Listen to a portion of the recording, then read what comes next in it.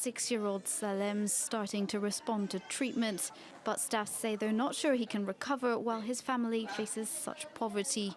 Salem's mother says he's suffered from malnutrition on and off since birth. When my child fell ill, I couldn't nurse him back to health.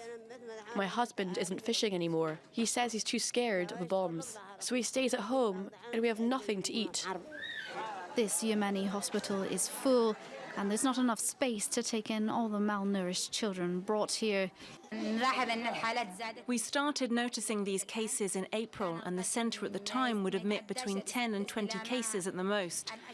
Now the number of cases has increased and can reach up to 118 to 120 cases a month. Yemen's been gripped by civil war for 18 months now, as Saudi airstrikes support government forces fighting against the Houthi rebels.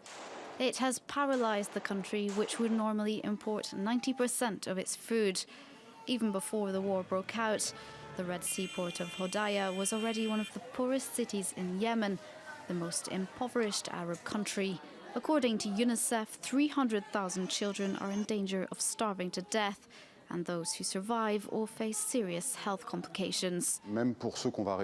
Even for those who will get better, there are risks to their development, to the development of their brains.